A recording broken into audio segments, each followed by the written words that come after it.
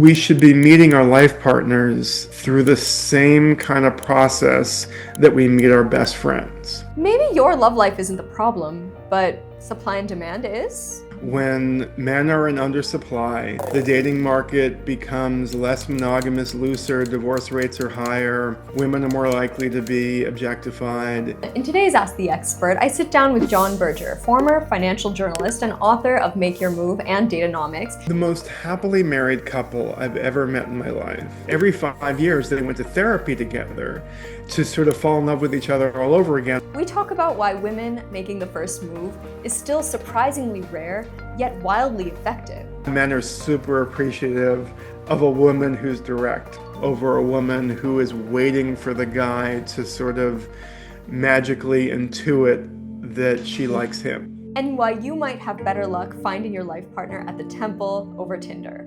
If you're starting from scratch, from a match on Tinder, you don't have the same background and connection that you would if you had been going to the same church together. And finally, we get into the unexpected parallels between Orthodox Jewish and Indian matchmaking. That a lot of those Jewish men are demanding that the girls not only disclose their dress sizes, but their mother's dress sizes as well. They don't not only want these girls to be skinny, they want to make sure that they're not going to gain weight like their moms did. It's destructive for women. So buckle up. The rise of the hookup culture, it didn't have anything to do with rap videos. It was largely a function of the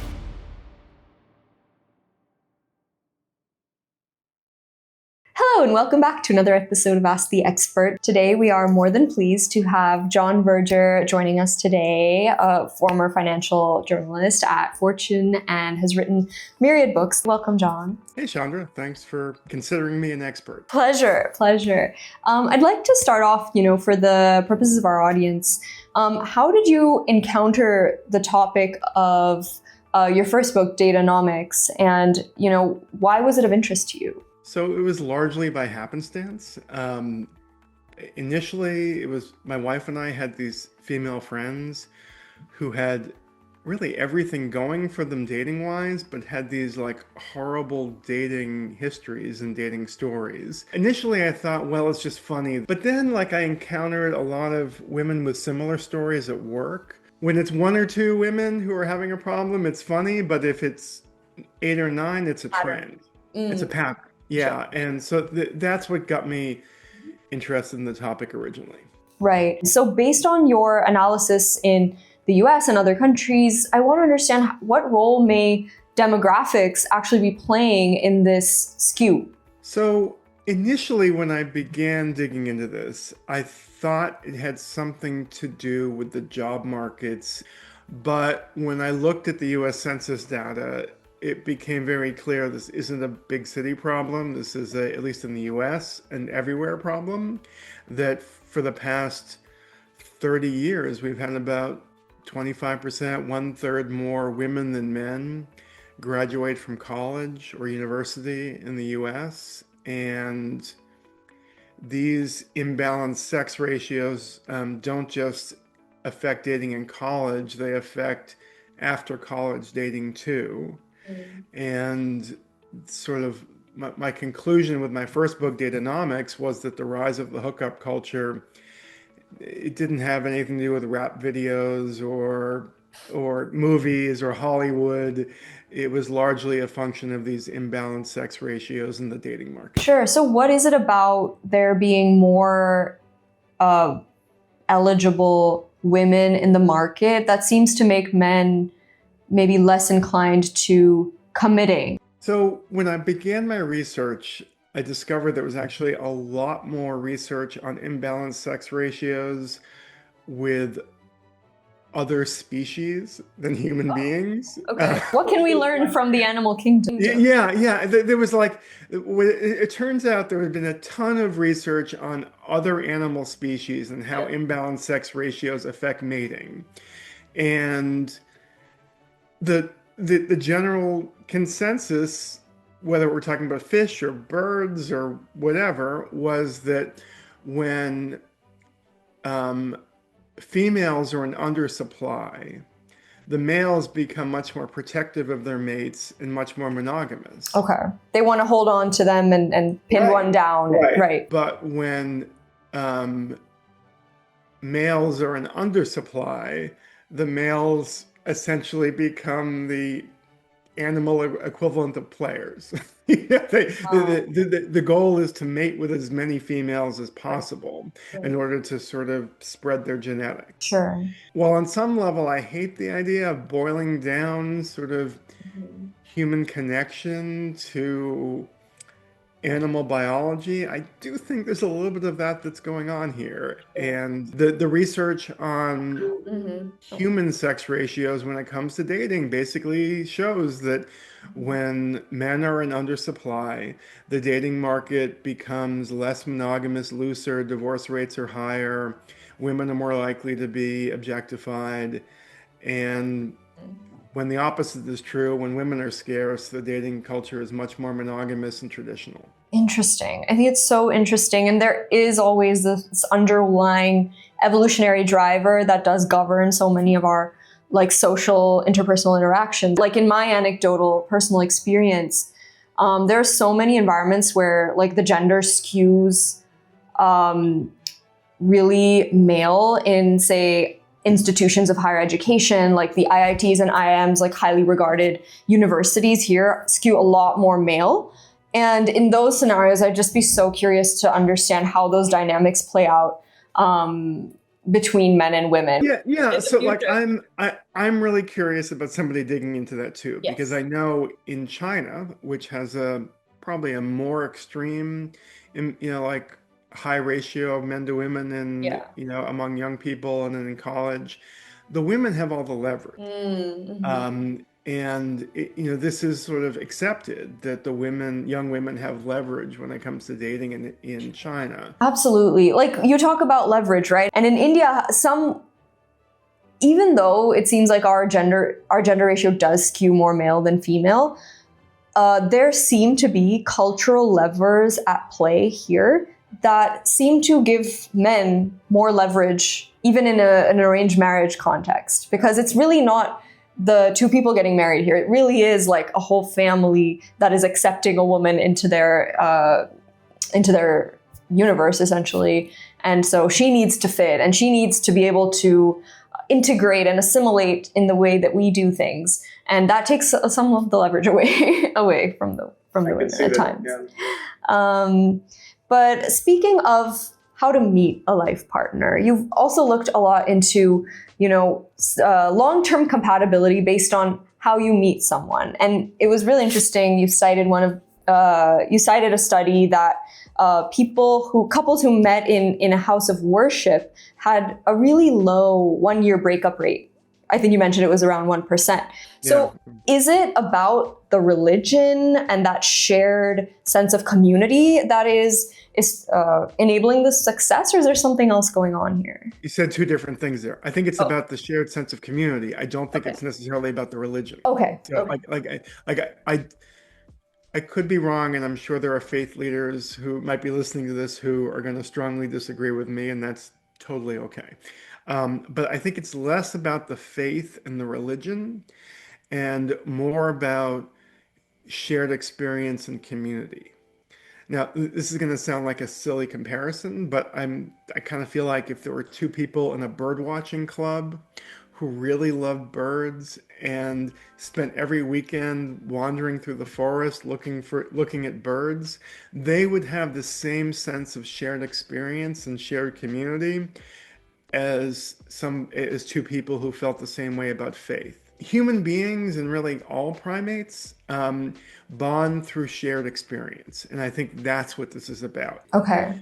If you're starting from scratch, from a match on Tinder, and and you've sorted through 50 different dating profiles, and you've settled on the 8 that seem the least awful, and then you go out on a sushi date or a whatever date, you don't have the same background and connection that you would if you had been going to the same church together. You've been relatively openly critical of the influx of dating apps as a way for people to connect. Nevertheless, meeting online is becoming one of the most popular ways for people to find their life partner. In your view, how are people supposed to meet the one? Well, I think this is why I'll probably never write another dating book, because you're right that like the world is moving towards online dating. And I kind of feel like I'm one of those people telling people not to eat saturated fat. You know, processed foods or saturated fat are bad for your health, but you know, Mm-hmm. everybody's eating Doritos and Pepsi, and you know, like Yeah, for sure. but my opinion hasn't changed. I like there's all this research showing that the breakup rate for couples who meet online Mhm. is significantly higher than for couples who meet in the real world. Yeah. I mean, if I may play devil's advocate Yeah, momentarily, please do. Yeah. um, naturally we have to proceed in acknowledgement of these very real, very negative effects, consequences. That being said, with it expanding our reach and our pool of people that we can connect with, does it not bring in the opportunity to meet so many more people that you'd never meet in your day-to-day life and our day-to-day interactions? How, how do you reconcile the fact that maybe my soulmate lives in like New York City and I'm sitting here in Delhi and I just, may never cross paths with him? I challenge you to find somebody who thinks it's easier to date in New York City than it is in small town America or suburbia. Yeah. I don't know what the equivalent is in India, but you get what I'm saying. Like I don't think quantity necessarily leads to better matches and Yeah. better connections. Now, that said, in sort of the Midwest of America, there's a dating app called Farmers Only. And, you know, farming communities in the Midwest, they have a lot of land, but very few people. So it's like, you know, like within 50 miles of you, there may be very, very few singles. So I could see the case for using that kind of a dating app to meet people given the geographic challenges of meeting similar age, similar valued folks. Yep. Where I have problems with online dating is for the rest of us. You Yeah. know, Yeah. I think it turns dating into commerce and into shopping in ways that play out in those high breakup rates and low marriage rates. Yeah. And our brain really can't process that. Like we've all been stuck at the grocery store staring at aisles and aisles of cereal boxes and having no idea what to pick. And sometimes really having fewer options helps us just pick one. Every human relationship we have involves compromise. I'm sure you love your mom to death, right? Like, um, do you have to compromise in order to have a successful relationship with her? Of course, Of absolutely. course. This is intuitive for every other kind of human relationship. But when it comes to dating, you hear people say, oh, I can't settle. Because online dating has turned dating into shopping. It's like, oh, well, I need the microwave oven that is Has all these Wi-Fi features. enabled, Yeah. right, and can turn my like crappy souffle into something gourmet. You know, we've turned dating into a human relationship that we would never demand the same thing from any other kind of human relationship. That's why I don't like the dating Yeah. apps. And It just gets so much harder to meet someone in that with that, approach. When you're like, I'm never gonna settle and I'm gonna be super rigid about exactly what I want because I know that that person exists and is out there and I'm definitely gonna meet them. Well, there's like, it's impossible. the most happily married couple I've ever met in my life. Um, if you saw them, there's nothing remarkable about them. It's not Tom Brady and Giselle. Like, you know, these are just regular folks, but um, they had a connection that was, I just thought from the outside unusual. And sadly, he he passed away. And because of what I do, she came to me for dating advice after the fact. We talked about their relationship, and she knew that like it was unusual, the relationship she had with her husband. But From the outside, I thought it was just this natural miracle, like that they had this intense connection, like physically they were always touching each other. You could just tell the way they were looking at each other that it was something different. And I thought, well, this is just like a miracle. What she told me is they went to that every 5 years they went to therapy together to sort of fall in love with each other all over again because they understood that people change over time and you have to kind of fall in love with each other all over again. You have to fall in love with the new person every time. And it's not magic, it's work. One question, which I thought was so interesting that you spoke about, was the manner in which you meet informing and setting the tone for the rest of your relationship. Because so many of us all the time, we're like, hey, it doesn't matter how you meet as long as you meet the right person. Can you speak to the role that does play and how that comes up again and again throughout the rest of your marriage? So, so I'm going to put you on the spot, but I want your viewers to know that you greenlighted this beforehand. Okay. Um, so, Chandra, talk to me about how you met your best friend. Yeah, so I met my like lifelong best friend in the third grade. We went to school together, but then we grew to become like great allies through school. We shared a lot of ups and downs, and now are so deeply bonded that I don't see, I don't see a world where we could ever part. If she were to disappear tomorrow and you were to go on some website, if it existed, called bestfriends.com to find a new best friend, how impossible would it be to find the same kind of connection? Yeah, it would be impossible because if even if I met her, like that same Right, person, right. I don't Yep. think that we would connect anyway Right. at this stage. Because you have this shared experience that underlie your connection with her, correct? Yes. Okay. So ideally, we should be meeting our life partners through the same kind of process that we meet our best friends. Now, that doesn't mean that we're going to start dating our life partners the moment we meet them, but I think you can attest to the fact that you had this experience with your best friend when you were little kids impacts how you relate to each other now, and that if you or she behave badly today, it would require a lot of bad behavior before either one of you would say, never mind, you're gone, right? Absolutely. Like something And extreme would have had to happen, yeah. it's probably more than one extreme thing, right? It would have to be a pattern of extreme behavior, Yeah. right? Because we as primates connect through shared Yeah. experience. And if you're starting from zero, where you don't know each other, the moment something goes wrong, you're gonna say, yeah, on to the next one because it's more like shopping than dating. Right. So what is one to do and how do you replicate the depth of shared experience in a shorter time frame? Maybe you don't have that much time. After my second book, Make Your Move, came out, I have an acquaintance who's a professor at Rollins College in Florida. This professor had me talk to their class via Zoom for this relationships. And I ran through all the reasons why I don't like online dating, just from everything from the high breakup rates to the safety concerns for women.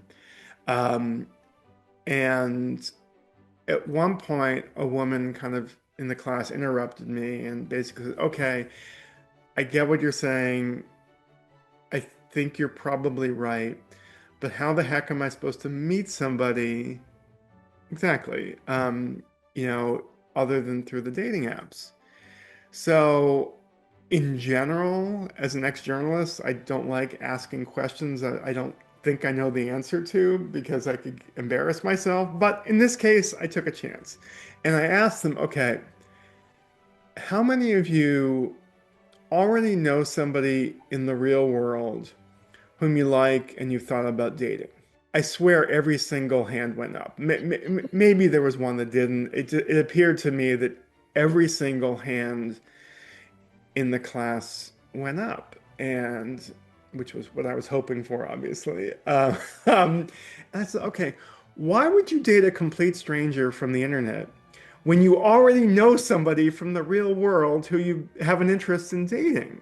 And I think what it boiled down to, and this is where I'm guessing you're in your 20s, and but I think Gen Xers are so fearful of embarrassment or saying and doing the wrong thing that they will not take a chance and ask somebody out. If everybody feels like you do, the one person who takes a chance and is willing to buck the trend has a huge advantage in the dating market over everybody else. Growing up as young women, we get strong social messaging around being ladylike and being demure, and we're taught ignore the guy, get the guy, you know, and men love the chase. I've heard all kinds of iterations of this up and down across India, America, it doesn't really matter.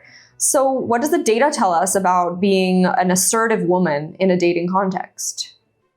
I'm not going to claim to speak for every man, but I've yet to meet a guy who, like Susie really likes me and I really like Susie, but she's way too enthusiastic about me, so I'm not going to date her. I've never met that guy. Um, yeah, I'm sure that guy somewhere exists, but my general view completely is the opposite of those of the rules and ignore the guy, get the guy, and all these books. I believe men like women who like them. And I know that again, I don't know about Indian dating culture, but in the US, I believe that a woman who appreciates that has an advantage over a woman who is waiting for the guy to sort of magically intuit that she likes him. Yeah, like get the signals or, you know, read my mind. Oh, they're not doing that. And I will say there is a lot of research showing that flirting doesn't work, like from either men or women, that this assumption that like 70% of flirting is missed by the opposite sex. Right. When I was writing Make Your Move, my literary agent is a woman, and there was like an anecdote in there about shoe dangles, like you know what I'm talking about? Yeah. Not really. Can you explain? Like a woman who's at a bar and kind of has her shoe kind of dangling off her foot while she looks at a man. Okay. Yeah, I can picture it. It's a very visual, yeah. Yeah. And um and my literary agent said to me, "Oh, if I did that to my husband, he would have thought there was something wrong with my foot." Is she okay? You know what I'm talking about, right? Totally. Or like we're taught like, oh, this amount of eye contact, you know, or you have to look at him in this particular way with these doe eyes. Look, I think all human beings suck at recognizing what you're talking about, but it's the men who are expected to be good at it. Yeah. Uh, I think this is why men are super appreciative of a woman who's direct. That is so empowering, I think, for so many of us who, honestly, we're go-getters in every sphere. And just maybe I should add some clarity here. Like, I'm not suggesting that women throw themselves at men. There was a woman I interviewed who was bonding with a guy at a party, and he was, she really liked him, but he was a little socially awkward. But they had been talking basically the whole night long together, and it was the end of the night kind of thing. And she just said to him, "Are you going to ask for my number?" Now, she didn't grab his ass or, invite him back to her apartment or anything like that. All she did was send a very clear signal that she was interested, and that led to a long relationship. Many of us spend much of our days and lives in the confines of our corporate offices under the glaring LED lights, not the most romantic place in the world. And yet, we develop bonds with those that we work with, and we develop chemistry, and we collaborate, and we work together. I actually believe finding a life partner is more important than having the perfect job, because there's always going to be another job. But if you're actually dating for a forever, you should be prioritizing that life partner. There's all this research, which I get into in Make Your Move, my second book, which shows that the marriage rate for couples who meet in the workplace is very, very high. Mhm. And I think for all the reasons you just ran through, it makes perfect sense because you already know the person. You already you know their sense of humor.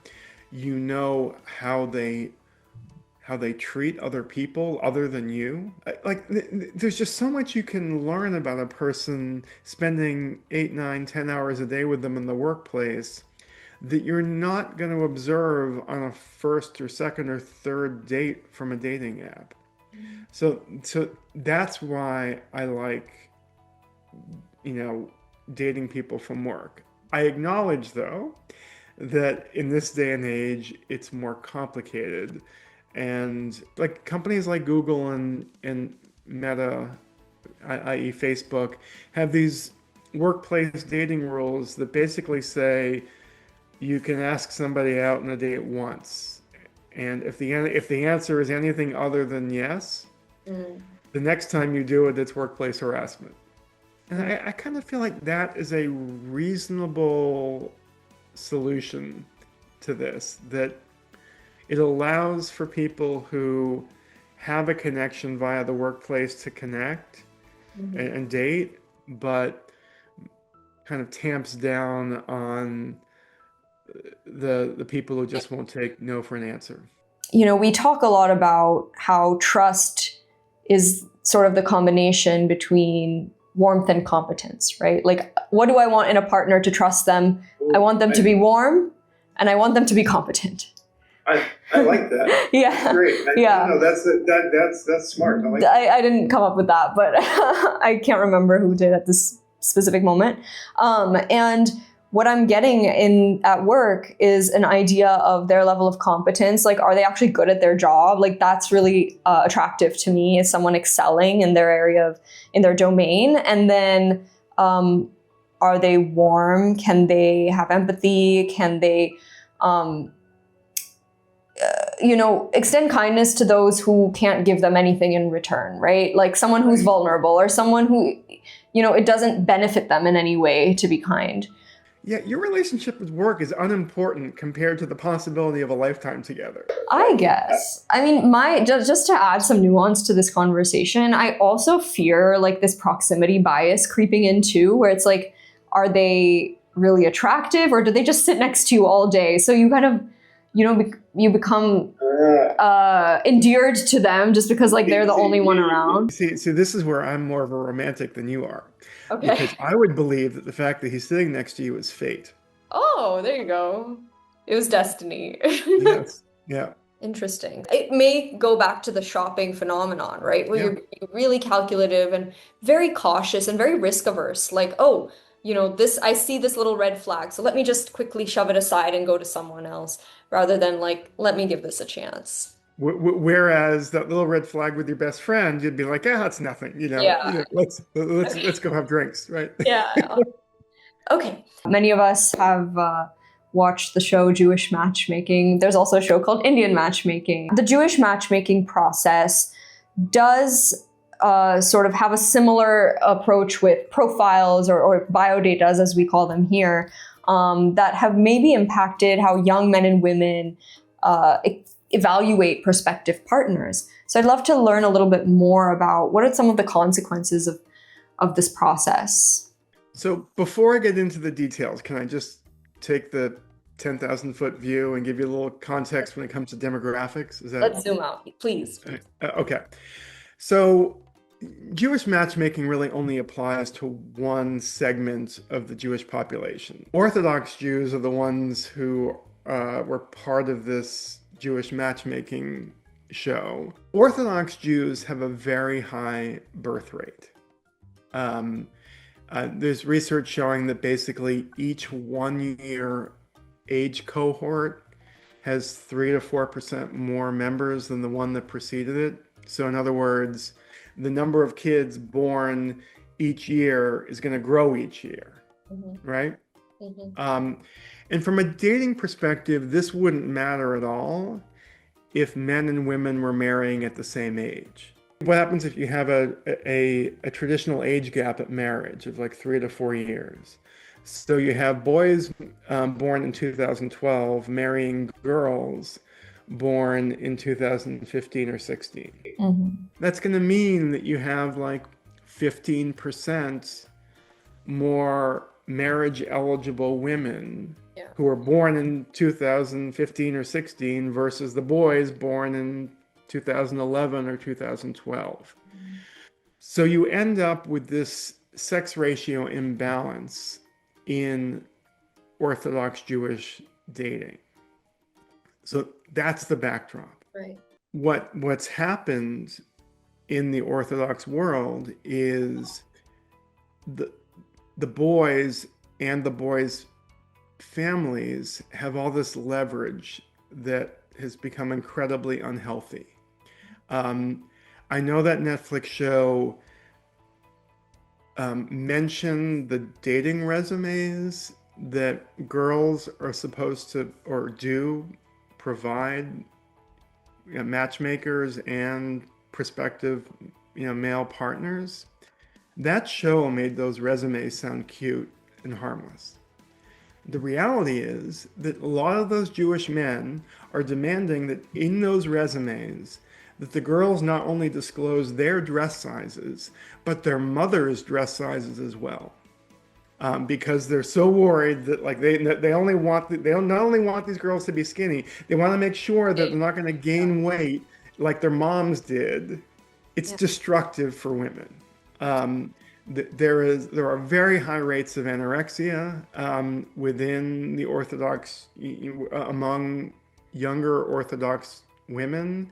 I interviewed a psychologist who works in the Orthodox community. He's Jewish himself, who told me the story of a mother of a bride to be who called him up in sort of crisis mode, saying, "Oh, I need you to meet with my daughter and his fiance." The psychologist asked, "Okay, what's the problem?"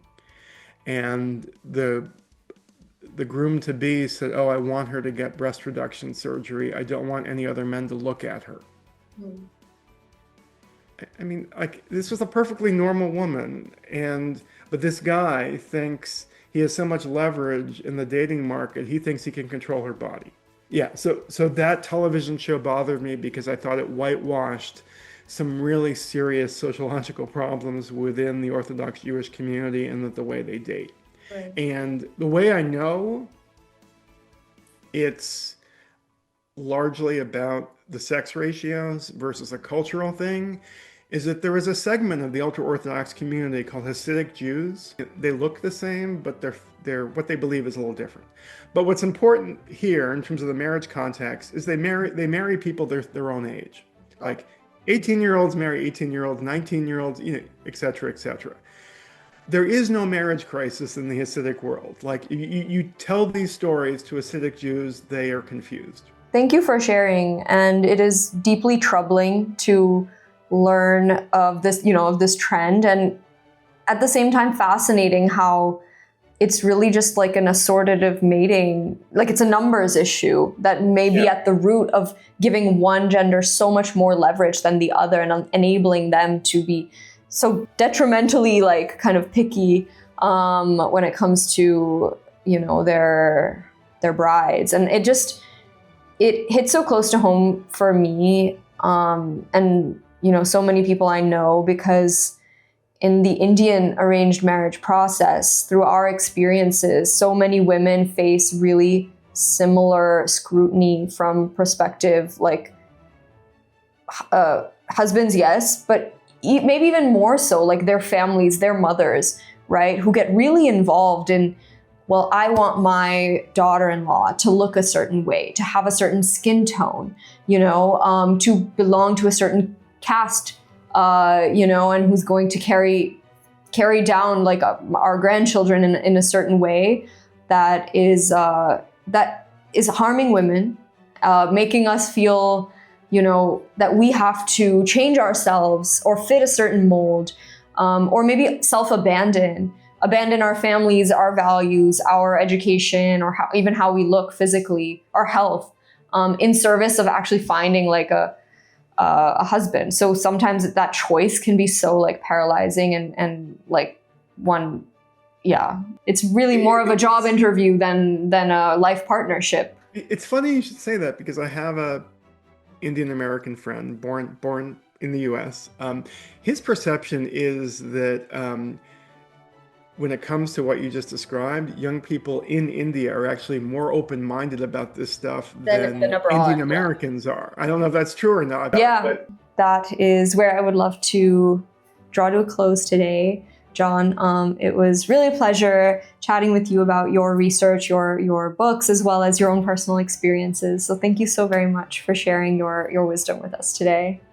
Well, Chandra, thanks for inviting me. Thank you so much for watching another episode of Ask the Expert. If you enjoyed this video, do be sure to hit subscribe, share it with your friends, and leave in the comment section below what more questions you'd like for us to ask Jon next time he's on. See you in the next one. Bye.